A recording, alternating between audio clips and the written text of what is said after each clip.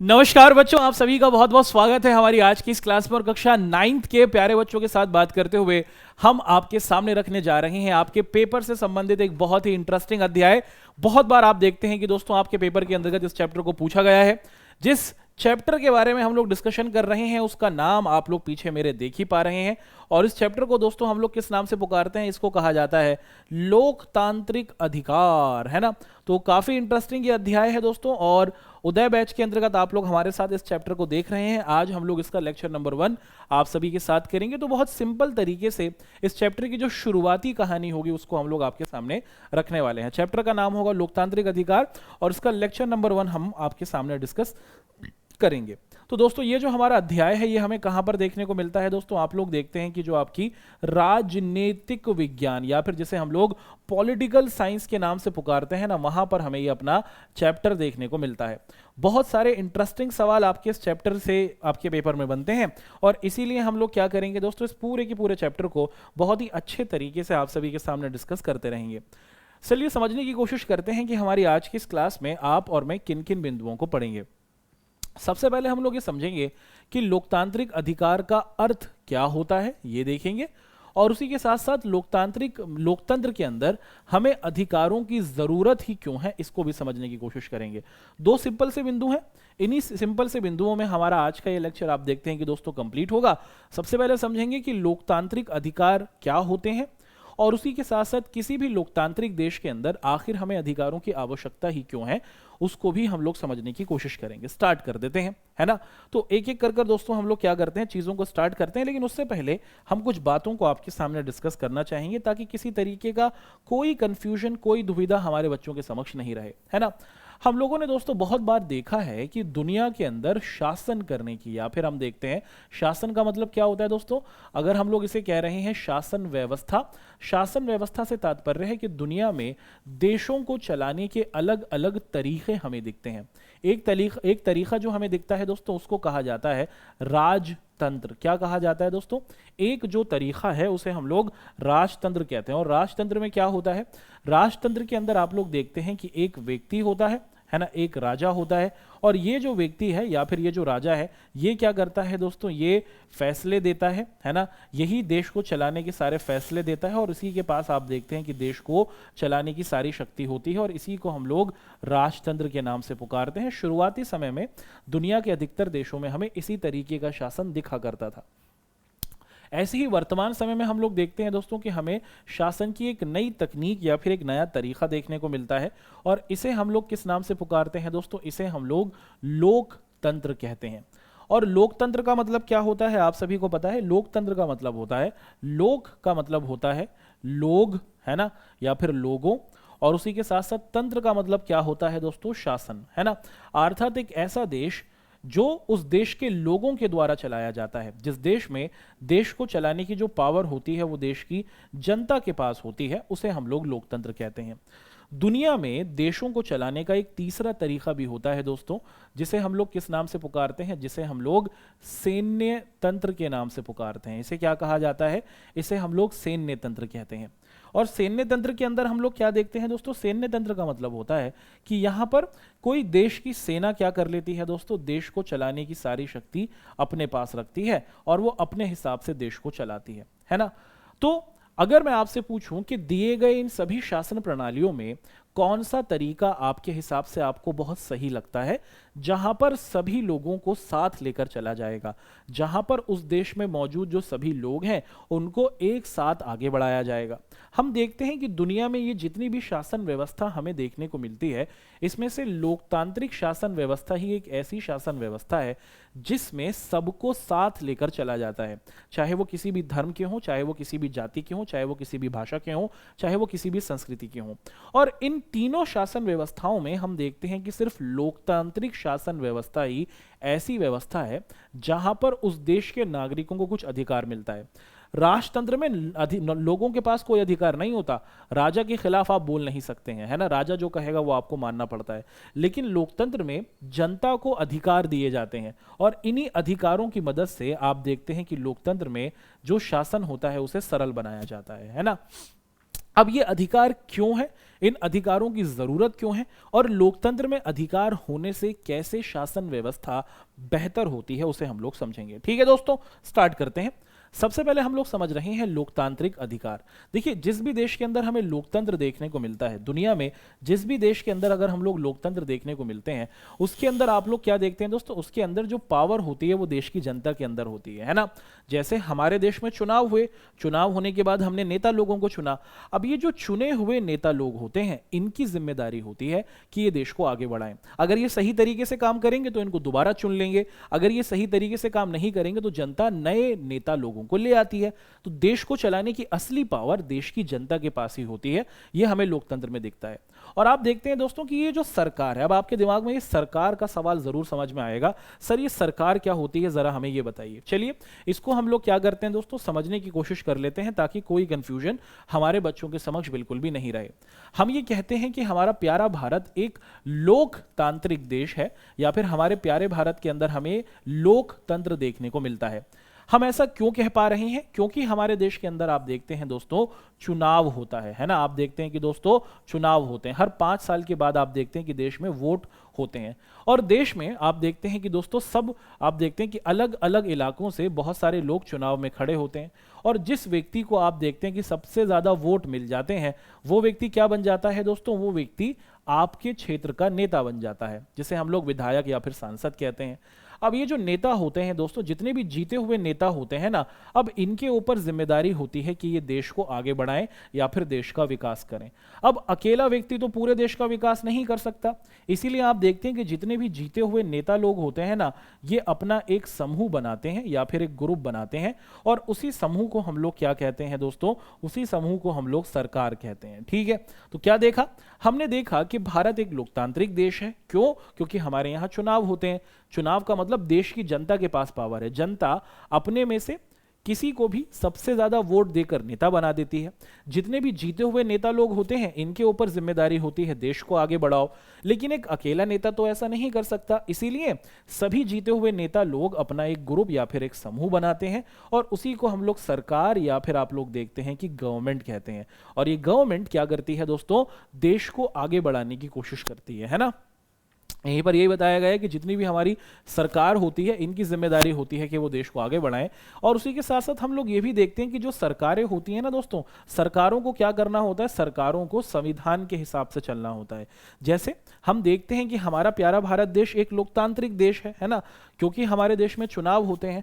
अब ये जो जीते हुए नेता लोग होते हैं, क्या ये अपनी मन मर्जी से देश को चला सकते हैं? नहीं, इनको देश के संविधान के हिसाब से चलना होता है, इनको देश के कानूनों के हिसाब से चलना होता है ना। तो देश के अंदर आप देखते हैं कि देश की सरकार को क्या क्या शक्तियां हैं, उसी के साथ साथ देश की सरकार के क्या क्या काम है, वो हमें देश के संविधान में या फिर देश के नियम में देखने को मिलते हैं। संविधान क्या होता है, चलिए ये भी समझ लेते हैं। जैसे आप देखते हैं कि आपका स्कूल है, आपके स्कूल के सभी नियम आपके स्कूल की डायरी में लिखे हुए हैं। आपके पास स्कूल की डायरी होगी, उसमें लिखा होगा कि सर्दियों में कौन सी यूनिफॉर्म पहननी है, गर्मी में कौन सी यूनिफॉर्म पहननी है, सर्दी का टाइम क्या है, गर्मी का टाइम कब क्या है, सिलेबस फर्स्ट टर्म में कौन सा आएगा, सेकंड टर्म में कौन सा आएगा, लास्ट टर्म में कौन सा आएगा। स्कूल के सारे नियम, स्कूल से संबंधित सारी बातें आपकी स्कूल की डायरी में होती हैं, और उसी के आधार पर आपका स्कूल चलता है। ऐसे ही देश को चलाने की सारी बातें, देश को आगे बढ़ाने की सारी बातें, देश के सारे नियम एक किताब में है, एक पुस्तक में है, उसी को हम लोग संविधान कहते हैं। अब ये जो हमारी सरकारें हैं, ये जो नेता लोग हैं, इनकी क्या शक्तियां हैं, इनके क्या काम हैं, ये हमारे संविधान में लिखे हैं। ऐसे ही देश के अंदर जो रहने वाले नागरिक हैं, देश के अंदर रहने वाले हर एक व्यक्ति, देश के अंदर पैदा हुआ हर एक भारतीय, उसको भी आप लोग देखते हैं दोस्तों कि ये जो हमारा संविधान है ना, कुछ अधिकार देता है ना। आप देखते हैं कि हमारा ये जो संविधान है, ये हर एक भारतीय को कुछ अधिकार देता है, और इन्हीं अधिकारों की वजह से आप देखते हैं दोस्तों कि हमारा जो जीवन है, वो आप देखते हैं कि दोस्तों बिल्कुल सही तरीके से चल पाता है ना। आप देखते हैं कि हर एक व्यक्ति के पास ये अधिकार मौजूद है, और इन्हीं अधिकारों की वजह से आप और हम जो है दोस्तों अपना सही तरीके से काम कर पा रहे हैं। और लोकतंत्र में ये जो सरकारें होती हैं लोकतंत्र में, आप जो ये सरकारें देखती हैं, ये पूरे तौर पर कोशिश करती हैं कि हर एक व्यक्ति के जो अधिकार है ना, वो उसके पूरे होते रहें। और अगर सरकार वो क्या करती है दोस्तों, अधिकारों को देने में असमर्थ होती है, तो सरकार को क्या किया जाता है दोस्तों, जताया जाता है, बताया जाता है कि आप सही तरीके से काम नहीं कर रही हैं, है ना। अच्छा, अधिकारों के कारण क्या होता है दोस्तों, अधिकारों के कारण कि जब देश के अंदर मौजूद जो हर एक व्यक्ति है, हर एक नागरिक है, उसे अधिकार मिल गया, यानी कि एक तरीके से उसको राइट है, सब बराबर हो जाते हैं देश के अंदर। अधिकार का मतलब है कि अब देश में जनता के पास पावर आती है, नेता लोगों के पास नहीं है, राजा लोगों के पास नहीं है, सरकारी अधिकारियों के पास नहीं, देश के लोगों के पास अधिकार दिए गए हैं। अब चाहे ये गरीब से गरीब हो, अमीर से अमीर हो, अनपढ़ हो या फिर पढ़े लिखे हो, शहर में रहते हो या गांव में रहते हो, उत्तर भारत के हो या फिर दक्षिण भारत के हो, किसी भी धर्म के हो, किसी भी जाति के हो, किसी भी भाषा के हो, किसी भी संस्कृति के हो, देश के सभी नागरिकों को ये अधिकार दिए गए हैं। और देश के अंदर इन सभी नागरिकों के अधिकार देने की वजह से आप देखते हैं कि दोस्तों लोगों का जो जीवन होता है ना, वो बहुत सरलतम तरीके से चलता है। और हमारे प्यारे भारत में हमारे हर एक भारतीय को आप देखते हैं कि दोस्तों जो अधिकार दिए गए हैं, इनको हम लोग मौलिक अधिकार भी कहते हैं, है ना। देश के अंदर मौजूद जो हम सभी भारतीयों को जो अधिकार दिए गए हैं, जिसके जरिए हमारा जीवन बहुत सरल होता है और हम अपनी जरूरतों को बहुत आसानी से पूरा करते हैं, इनको हम लोग मौलिक अधिकार कहते हैं। क्योंकि इन अधिकारों की वजह से ही आप देखते हैं कि क्या होता है, हमारा जीवन सरल होता है। अब सबसे पहले ये जो अधिकार शब्द है, इसकी परिभाषा को हम लोग समझते हैं। दोस्तों अधिकार का मतलब क्या होता है, अधिकार का मतलब होता है कि लोग जो हैं वो सरकार से क्या करते हैं दोस्तों, जो किए गए दावे हैं ना, उनको समाज की सहमति के साथ क्या करते हैं, पूरा कराते हैं, और उसी को हम लोग आधार कहते हैं। इसका मतलब है कि किसी व्यक्ति का बेहिसाब दावा उसका अधिकार नहीं हो सकता। आप देखते हैं कि देश के अंदर हमारी जो सरकारें हैं, उन्होंने क्या किया है दोस्तों, आप लोग देखते हैं कि हमारे देश में देश के नागरिकों को या देश के संविधान ने कुछ अधिकार दिए हैं। जैसे हम सभी आज़ाद हैं, कहीं भी घूमना चाहें, कहीं भी रहना चाहें, कहीं भी कोई काम करना चाहें कर सकते हैं। हम सभी समान हैं, समानता का अधिकार है ना। हम सभी धर्म के आधार पर, जातियों के आधार पर, भाषा के आधार पर सब समान है। अधिकार उसे कहा जाता है जो समाज के अंदर सब लोगों के द्वारा आप देखते हैं कि दोस्तों एक्सेप्ट किया जाता है और जो कानून के हिसाब से सही होता है ना। अधिकार का मतलब क्या है दोस्तों, अधिकार का मतलब है कि ऐसी सभी बातें जो आप देखते हैं कि आपके नागरिक, देश के अंदर मौजूद जो सभी नागरिक हैं, उनके द्वारा आप देखते हैं कि क्या की जाती हैं दोस्तों, अपनाई जाती हैं, और ये सभी बातें देश के कानून के हिसाब से बिल्कुल सही होती हैं, उसी को हम लोग अधिकार कहेंगे। तो अधिकार वो सभी दावे या फिर वो सभी बातें हैं जो देश के सभी लोगों के द्वारा कबूल होती हैं कि हाँ हाँ देश में सबको आज़ादी मिलनी चाहिए, हाँ हाँ देश में सब समान है, हाँ हाँ देश में सभी धर्मों का सम्मान होना चाहिए। तो अधिकार का मतलब होता है कि देश के अंदर मौजूद ऐसी हमारी बातें जो देश के नागरिकों के द्वारा अपनाई जाती हैं और इन पर कानून होता है, कानून के हिसाब से ये सही होती हैं, उसे अधिकार कहा जाता है।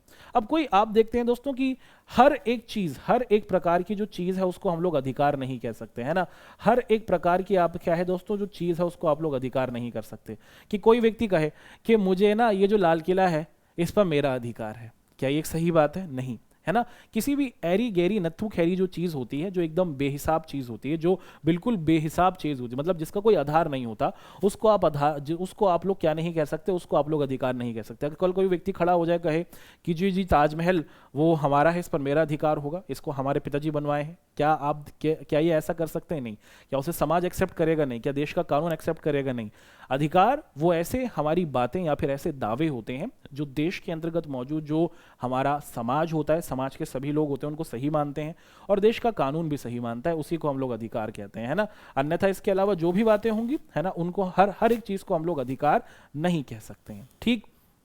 अधिकार के होने से दोस्तों हम लोग देखते हैं कि जिन जिन देशों में हमें अधिकार देखने को मिलता है, और ये अधिकार हमें सिर्फ और सिर्फ लोकतांत्रिक देशों में देखने को मिलते हैं, इन अधिकारों के होने से जो नागरिक होते हैं ना दोस्तों, आप देखते हैं कि वो अच्छे तरीके से अपनी लोकतंत्र में भागीदारी दे सकते हैं। जैसे आप देखते हैं कि लोकतंत्र में लोगों को डर नहीं होगा, लोकतंत्र में सब समान है, अमीर गरीब किसी को दबाएगा नहीं, लोकतंत्र में सबको आज़ादी है, कहीं भी आओ जाओ, कोई भी किसी तरीके का काम करो। जो ये अधिकार होते हैं ये देश के अंतर्गत आप लोग देखते हैं दोस्तों कि एक अच्छी सोच को पैदा करते हैं और लोकतांत्रिक सरकारों को आप देखते हैं कि दोस्तों एक मजबूती प्रदान करते हैं, है ना।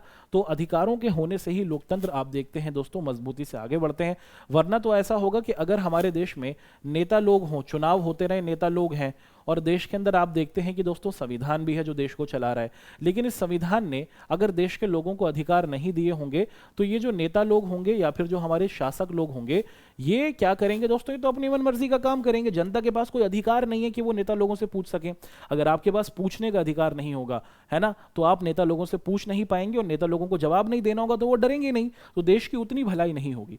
लोकतंत्र में आप देखते हैं कि देश संविधान से चलता है, नेता लोग चुने जाते हैं, वो संविधान से चलते हैं और संविधान लोगों को अधिकार देता है और इन्हीं अधिकारों का प्रयोग कर कर आप देखते हैं कि हम अपने शासक वर्ग पर, हम अपने नेता लोगों पर प्रेशर बनाकर रखते हैं कि भाई हमने तुमको चुना है, तुम ये बताओ कि तुम्हें जो चुना गया है तुम उसका सही तरीके से काम कर रहे हो या नहीं। ये आप देखते हैं कि लोकतंत्र के अंतर्गत पूछा जाता है। आगे और बातें हैं दोस्तों कि लोकतंत्र में आखिर हमें अधिकारों की जरूरत क्यों है, कि लोकतंत्र में हम देखते हैं कि जो बहुसंख्यक होते हैं, बहुसंख्यक मतलब ऐसे लोग जिनकी संख्या हमें ज्यादा दिखती है। यहां पर दो शब्द आपके सामने रखे गए हैं। एक शब्द कहला रहा है दोस्तों बहुसंख्यक। बहुसंख्यक का मतलब होता है ऐसे लोग जिनकी संख्या ज्यादा होती है देश में, और ऐसे ही आप दोस्तों दूसरा शब्द देख रहे हैं जिनकी संख्या कम होती है देश में, उन्हें हम लोग अल्पसंख्यक कहते हैं या फिर माइनॉरिटी कहते हैं। जैसे हमारे देश में अगर आप लोग देखें, हिंदी भाषा जो है वो देश के आप देखते हैं दोस्तों कि 40% लोगों के द्वारा बोली जाती है ना। हिंदी आप देखते हैं कि बहुसंख्यक भाषा है। हिंदी भाषी जो लोग हैं, आप और हम जो हिंदी भाषी बोलते हैं, हम सभी बहुसंख्यक लोग हैं क्योंकि हमारी संख्या देश में 40% है।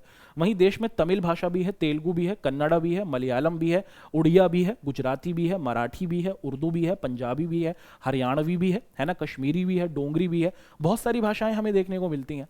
अब देश में ये जो 40% हिंदी भाषी लोग हैं, अब ये कहें कि भाई अब ना देश में सिर्फ हिंदी का ही राज होगा और हिंदी के हिसाब से ही चलना होगा, देश के अंदर हिंदी में ही सारे काम होंगे, हिंदी में ही खबरें आएंगी, हिंदी में ही आप देखते हैं कि हर काम होगा, तो क्या हम इसे सही मानेंगे? नहीं। आप देखते हैं दोस्तों कि ये जो बहुसंख्यक लोग हैं, जैसे अब हम जो हिंदी भाषी लोग हैं, अगर हम अपनी भाषा को दूसरे लोगों पर थोपना शुरू कर देंगे तो भाई जो दूसरी भाषा के बोलने वाले ये लोग हैं, तमिल, तेलुगु, कन्नड़ा वाले, ये कैसे अपना बचाव करेंगे? इनके लिए अधिकार होने चाहिए, है ना, कि जो अल्पसंख्यक है, जिनकी संख्या देश में कम है, उनको सुरक्षित रखने के लिए आप देखते हैं कि दोस्तों लोकतंत्र में अधिकार दिए जाते हैं। वरना ये जो बहुसंख्यक लोग हैं जिनकी संख्या ज्यादा है, ये तो इनको दबा देंगे, है ना। आप देखते हैं कि हमारे देश में जो लोग संख्या में ज्यादा है, जैसे हिंदी भाषी लोग हुए, हम दूसरे लोगों को आप देखते हैं दोस्तों दबा सकते हैं। तो ऐसा क्यों नहीं हो पा रहा कि देश में हिंदी को ही क्यों इतना आगे नहीं बढ़ाया जा रहा, सभी भाषाओं को क्यों लेकर चला जा रहा है? क्योंकि देश में आप देखते हैं कि सभी भाषाओं को सम्मान किया गया और अल्पसंख्यकों को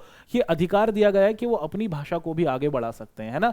तो जो अल्पसंख्यक है, जिनकी संख्या देश में कम है, वो अपनी संस्कृति को, अपनी भाषा को और अपने अधिकार, अपने आप को सुरक्षित रख सकते हैं कानून के दिए गए अधिकारों की वजह से, है ना। और अगर कोई नागरिक है वो दूसरे नागरिकों के अधिकारों का हनन करता है तो दोस्तों इससे स्थिति बिगड़ सकती है कि अगर कोई व्यक्ति दूसरे के अधिकारों को छीनने की कोशिश करता है तो इससे हमें दिखता है दोस्तों कि स्थिति बिगड़ जाती है। और ऐसी स्थिति में जो व्यक्ति ऐसा करता है ना, उसको कोर्ट के द्वारा आप देखते हैं कि दंड दिया जाता है, उसको सजा देने की भी बात हमें देखने को मिलती है ना। तो ये कुछ हमारे महत्वपूर्ण बिंदु हुए जिनको हमने अपनी आज की इस क्लास में आप सभी के सामने रखा है। मुख्य तौर पर हमने समझा है कि लोकतांत्रिक अधिकार होते क्या हैं, फिर हमने अधिकारों की परिभाषा को समझा। किसी भी देश के अंदर जहां पर हमें लोकतंत्र देखने को मिलता है, उस देश के अंदर हमें अधिकारों की जरूरत क्यों है, उसको हमने समझा। आगे बढ़ेंगे दोस्तों। अब यहां से हम लोग चीजों को बहुत ही सरलतम तरीके से आपके सामने रखेंगे। कुछ क्विज के क्वेश्चंस आपके सामने करेंगे एक एक कर, है ना।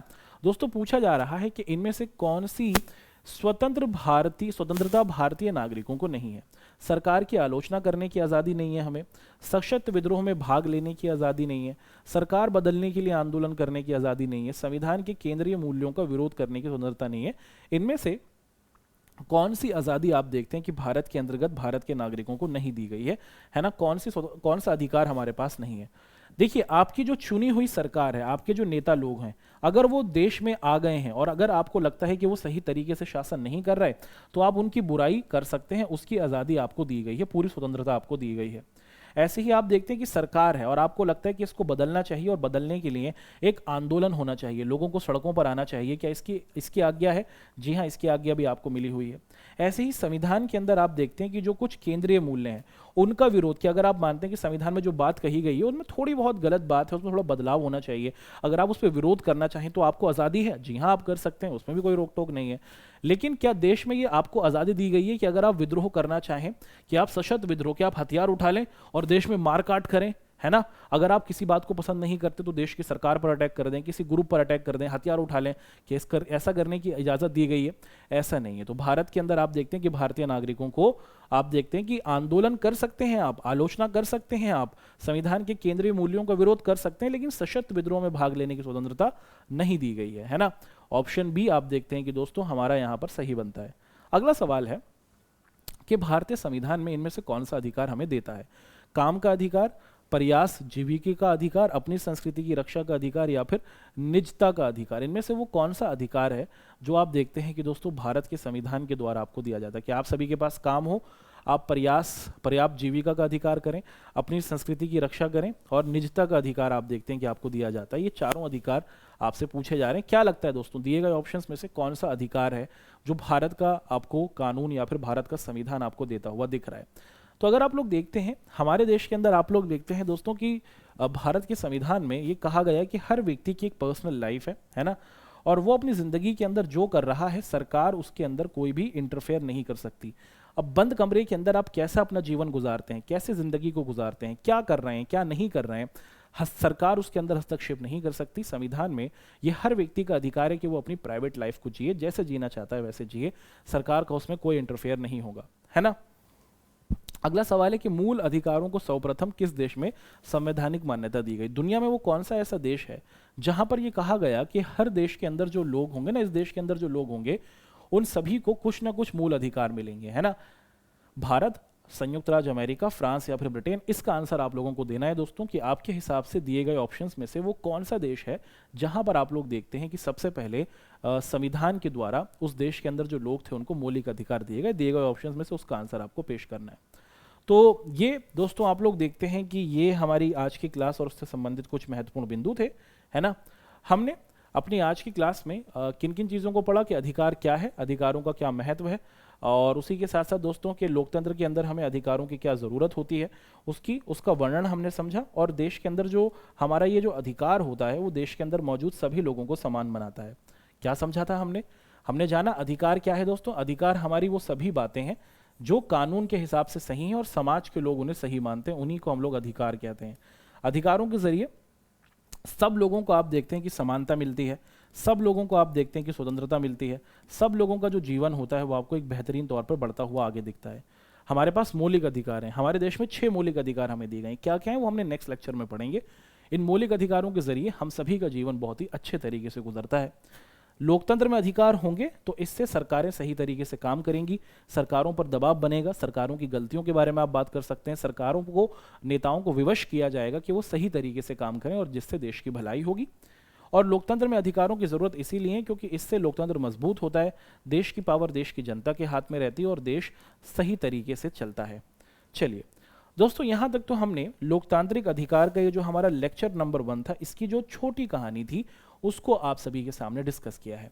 अब हमारा जो नेक्स्ट लेक्चर होगा जिसके अंदर हम लोग लेक्चर नंबर 2 में आप सभी से डिस्कस करेंगे कि भारत के जो ये हमारे मौलिक अधिकार हैं ये कौन कौन से हैं, इनकी क्या पृष्ठभूमि है, इनकी क्या कहानी है, उनको हम लोग अपने नए लेक्चर नंबर 2 में आपके साथ डिस्कस करेंगे। इसी आशा और उम्मीद के साथ कि आप लोगों से मुलाकात करेंगे अपने नए लेक्चर में। आप सभी लोग अपना ध्यान रखें। आपका हमारे साथ जुड़ने के लिए बहुत बहुत शुक्रिया।